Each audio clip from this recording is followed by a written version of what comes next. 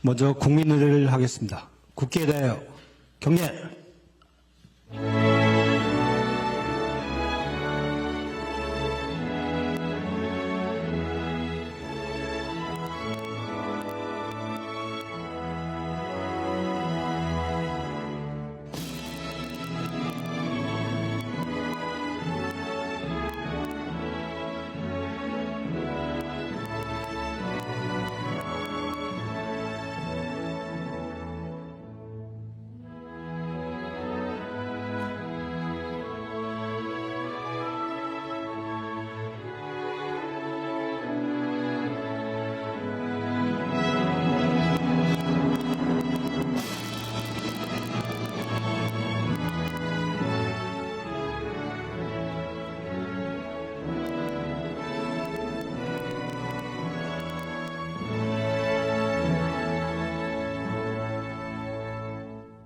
바로 모두 자리에 앉아주시기 바랍니다.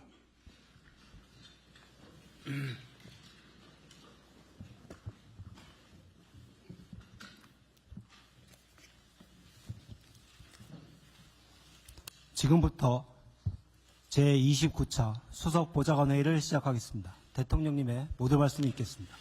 네, 복잡한 환경에서 다들 고생 많습니다. 미국과 이란이 2주간 휴전에 합의하면서 악화일로로 치닫던 중동 전황이 새 국면을 맞이하고 있습니다. 아직은 결과를 낙관하기는 이르고 또 순조롭게 협상이 이루어진다 해도 전쟁의 충격이 상당 기간 계속될 우려가 높습니다. 정부는 긴장의 끈을 조금도 놓지 말고 발생 가능한 모든 시나리오에 따른 준비된 대책들을 더욱 세밀하게 그리고 선제적으로 추진해야 되겠습니다. 가장 시급한 과제는 현재 호르무즈 해협에 발이 묶인 우리 선원들과 선박들을 안전하게 귀환시키는 일입니다. 우리가 가진 외교 역량 네트워크를 총동원해서 국제사회와의 긴밀한 공조를 바탕으로 적극적인 협의에 나서 주시기 바랍니다. 원유와 핵심 원자재 추가 확보에도 총력을 다해 주시기 바랍니다. 특히 플라스틱, 비닐, 의료용품 등 최근 수급 우려가 불거진 품목들의 안정적 관리에도 만전을 기해 주시기 바랍니다. 중동 전쟁이 언제 어떤 방식으로 마무리되든 전쟁 이전과 이후는 분명하게 전혀 다른 세계가 열리게 될 것입니다. 그에 따른 대비를 철저히 해야 되겠습니다. 에너지 수급처의 다변화, 또 재생에너지 중심 사회로의 전환, 산업구조 혁신에 속도를 내고 초인공지능과 차세대 SMR, 인공지능 로봇 등 미래 성장 동력 육성에도 더욱 박차를 가해야 될 것입니다. 지방이 주도하는 모두의 성장으로의 대전환, 이는 우리 경제의 지속적이고 질적인 도약을 위한 필수 조건입니다. 지방균형 발전은 국가 생존 전략이라고 해도 과언이 아닙니다. 아직은 미약하긴 한데 지방이 주도하는 성장의 뉴 노멀 흐름이 곳곳에서 관철되고 있습니다. 우리 정부 출범 이후인 지난해 하반기에 비수도권의 취업자 증가 폭이 상반기에 비해서 2배 이상 확대됐다는 통계가 나왔습니다. 비수도권 청년층의 고용률도 상반기보다는 많이 개선됐습니다. 다행스럽습니다. 이런 흐름을 경제 전반으로 더욱 확산시켜야 합니다. 이를 위해서는 무엇보다 지방 우대 재정, 지방 우선 정책의 기조를 확고히 해 나가야겠습니다. 현대차의 새만금 투자 같은 대규모 지방 투자 프로젝트를 지속할 뿐만 아니라 중장기 재정 전략에 있어서도 지방 우대 원칙을 견조하게 이어나가야 되겠습니다. 대한민국의 더 나은 내일은 지방에서 시작된다라는 자세로 지방 주도 성장의 토대를 더욱 단단하게 구축해 나가야겠습니다. 극도로 불안정한 국제정세의 파고를 넘고 산적한 내부 과제들을 해결하려면 국가 역량을 하나로 모아야 합니다. 여러 복합적인 위기를 앞에 두고 우리 스스로 분열하고 또 갈등 대립할 여유가 없습니다. 정부부터 앞장서겠습니다. 일자리 등 핵심 현안에 대한 사회적 대타협을 위해서 다양한 의견을 경청하고 국민의 뜻을 하나로 모아가야겠습니다.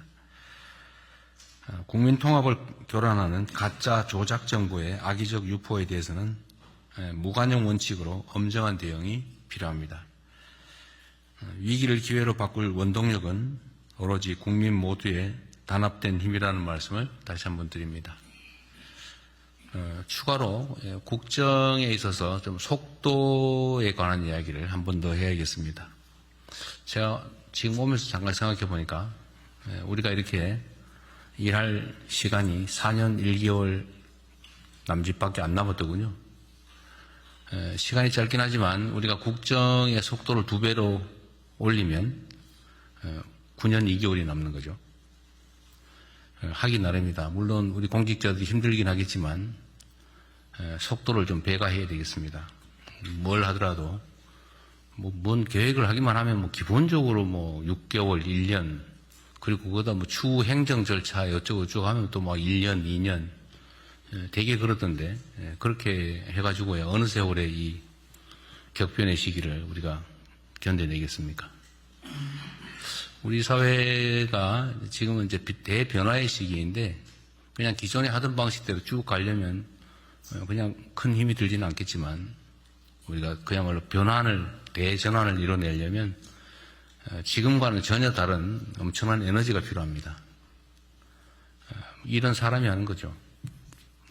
마음을 다시 새롭게 먹고 또 에너지도 많이 투입해서 지금에 가는 방향에서 완전히 방향을 바꿔야 됩니다.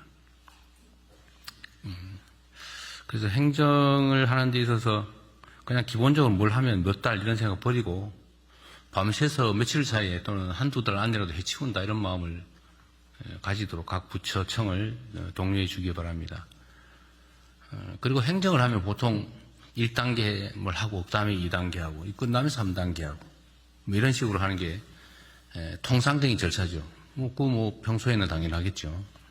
또 행정이 안정적이어야 하니까 또 행정에서 실수가 발생하면 안 되니까 그렇게 하는 건 이해합니다. 그게 행정의 보수성이겠죠. 그런데 지금은 그렇게 할 여유가 있는 시기가 아닙니다. 지금 대전환의 시기이고 지금까지와는 전혀 다른 차원으로 사고하고 행동해야 됩니다. 그래서 행정 절차를 하더라도 시간을 줄이는 건 물론이고 1, 2, 3, 4 이 순서로 되어 있는 걸 목표가 명확하면 그냥 모든 절차를 동시에 수행하도록 하고 또 필요하면 관련 규정들도 개정하도록 하십시오. 우리는 법, 그다음에 시행령 규칙, 그다음에 지침, 과거의 관행 이런 게 매여가지고 그냥 거기서 생각해서 못 벗어나는 경우가 있어요. 그건 통상적인 시기에 하는 평범한 행정인 것이고 지금은 비상시기이기 때문에 생각 자체를 틀을 바꿔야 됩니다. 필요한 법도 다시 만들고 개정하고 시행령이든 규칙이든 지침이든 이런 거 필요하면 바꾸면 되는 거죠. 거기에 얽매이지 않았으면 좋겠어요. 필요하면 바꾼다. 필요한 제도가 있으면 새로 만든다. 헌법의 범위 내에서 국회의 협조를 받아서 필요한 법을 바꾸면 되잖아요. 국가가 지금보다 좀 더 나은 미래를 설계하려면 국민들의 삶이 이런 전체적인 위기 속에서 더 나아지게 하려면 비상한 조치가 필요합니다. 통상적인 절차에 따라서 통상적인 규범에 따라서 통상적인 판단과 결정으로는 부족하죠. 그래서 지금까지도 속도를 내서 잘해왔던 게 사실인데 지금보다 좀 더 노력을 배가해 주시길 바라고 특히 좀 사고를 좀 바꿨으면 좋겠습니다. 얽매이지 말자. 속도가 2배면 일을 2배 할 수 있다. 근데 우리가 일할 수 있는 시간이 제한되어 있기 때문에 드릴 말씀입니다. 못했다는 얘기 전혀 아닙니다. 다들 열심히 잘하고 있어요. 근데 잠을 좀 더 줄이자. 이거 우리 청와대도 그 포괄임금제 너무 하지 마세요. 그 누구 담당인지 모르겠는데 연장, 야근, 휴일, 주말 뭐 이런 거 근무하면 제대로 대가를 지불하도록 하십시오. 그리고 말이에요. 우리 정책실장 공무원들 그런 거 있죠. 월 최고 한도라는 게 있죠. 초과 근무 한도가 있죠. 그게 물론 이제 초과 근무할 필요가 없는 사람들이 쓸데없이 초과 근무할 경우를 대비해가지고 만들어 놓은 거잖아요. 그래서 그건 마치 이제 당연히 그 시간을 채워서 그 보상을 해주는 걸로 알고 있더라고요, 되게. 그러니까 꼭 야근 안 해도 되는 사람, 주말 근무 안 해도 되는 사람들이 그 시간만큼은 또 하는 경향이 없지 않아요? 각 부처들이 대체적으로 그렇죠. 그 문화도 좀 바꿔야 되겠어요. 서로 믿어주고 진짜 필요한 사람은 더 일하게 하고 대신 관리 감독을 잘하면 되지 그걸 제한을 해놓고 쓸데없이 안 해도 될 사람이 그 시간 다 초과 근무하고 해야 될 사람은 그 이상 하면서도 그 인정도 못 받고 그거 이상한 것 같아요. 그건 개선책을 좀 만들어 보시면 좋겠습니다. 예, 인사혁신자고, 예. 네. 말을 하겠습니다. 네, 이상입니다.